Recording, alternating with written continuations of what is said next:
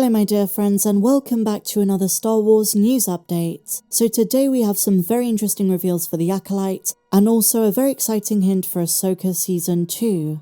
The other day we spoke about how some new holocrons at Galaxy's Edge provide some of our first canon information about Rey after Episode 9, ahead of Sharmina Bay-Chinoy's movie.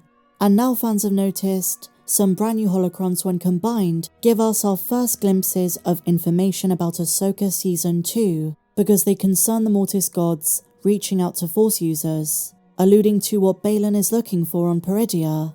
We don't know how they're going to continue the story of Baylan after Ray Stevenson's death. However, this is something Dave Filoni wants to explore. So, what do these new holocrons reveal? We hear the words of the father, the daughter, and the brother. Fans have theorized it's Abeloth, the mother who is influencing Baylan. But, just as Anakin may be the new father, and Ahsoka the new daughter, is Baylan becoming the new son? Mortis is likely connected to Peridea as a doorway portal, and while in the Clone Wars the son lost his power and then his life, if the theories that the Force is reaching out to Baylan, or maybe even Abeloth the mother, whatever it is, might be compelling Baylan to take his place as the new son. But just because the Mortis gods died, Dave Filoni clarified, it doesn't mean they don't still have some kind of presence. This is made clear in Star Wars Rebels, and then you throw in Peridea and the Second Galaxy, and things become a bit more complex. Are there mirror gods on the world, ones that parallel those from Mortis? If you ever read Fate of the Jedi, you realize it's far more complex. And Dave Filoni originally intended these gods to be manifestations of the balance in the Force, so that is something to keep in mind. So is Baylan going to be the new son?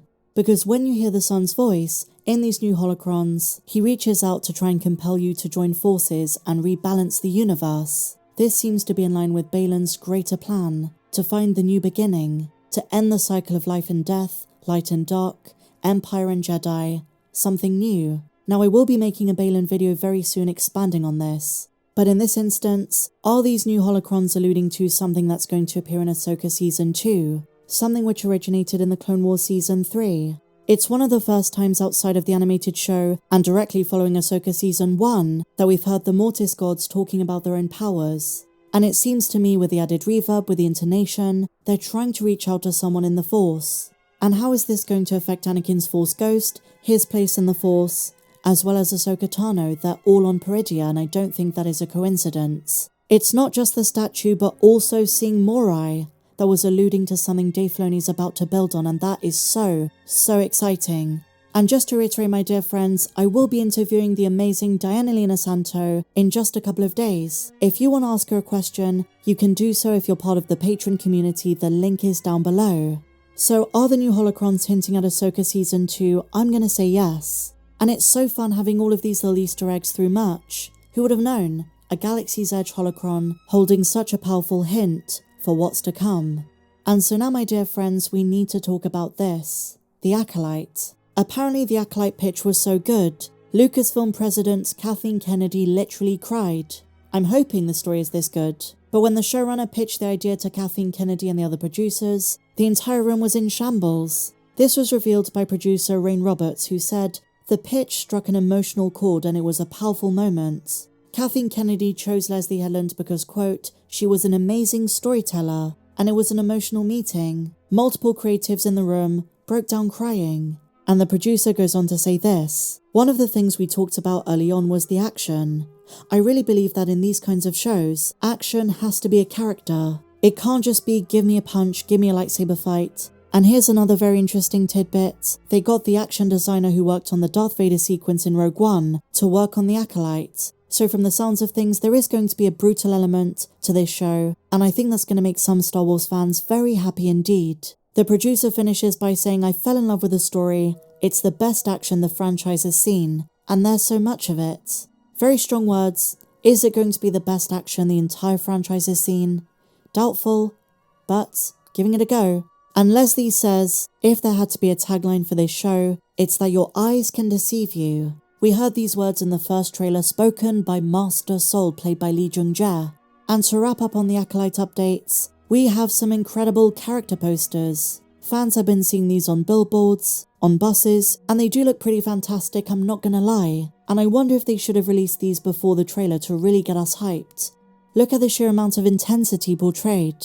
And it's also worth noting, in a new interview with SFX magazine, Star Wars producer Rain Roberts, who we spoke about just a moment ago, confirmed Season 2 is in the works. We've got to get back to the writer's room for Season 2 to see where we're at. And by the sounds of things, the ending of Season 1 is going to very much imply the story is not complete. So despite Leslie Headland saying, this show is all-encompassing, the first 8 episodes, the first season isn't. That's quite exciting if the show ends up being something spectacular and amazing. Keep in mind, Disney and Lucasfilm want this to be the next flagship show. He said, we want to make sure this season has an ending, some catharsis. But you also want to leave the door open because we've spoken about where the story could go. And Leslie has so many ideas. And like anything, if something is successful, you can bet you'll find other stories within it. And we already know there's going to be a novel coming in October that ties into the show. And maybe some comics to follow it too.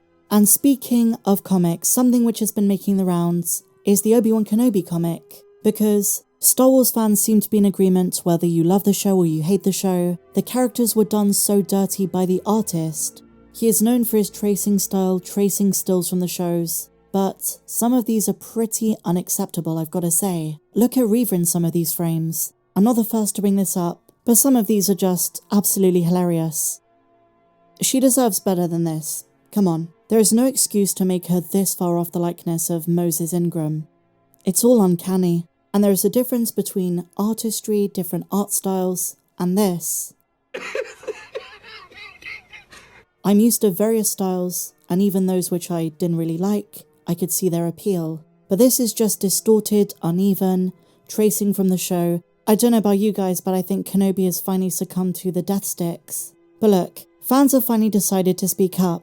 And this is an ongoing issue with Marvel Comics since 2017. With a company like Disney and a studio like Lucasfilm, you would assume they could do much better. The thing is, we know the artist can do good work. He has been capable of showing off his talent, which has led some fans to think maybe this is all due to what they call Marvel crunch, having to meet a deadline, cutting corners, and that kind of thing. But when you have this, for one of Lucasfilm's biggest shows in the last couple of years, there is no excuse. I would say the characters, think of them what you will, deserve better.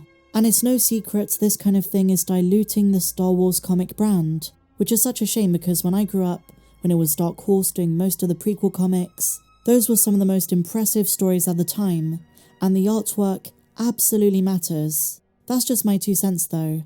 But that said, my dear friends, that brings us to the end of today's Star Wars news update. If you enjoyed this video, please be sure to give me a big fat thumbs up, subscribe if you're new, check out my Patreon down below, and I'll see you in the next video.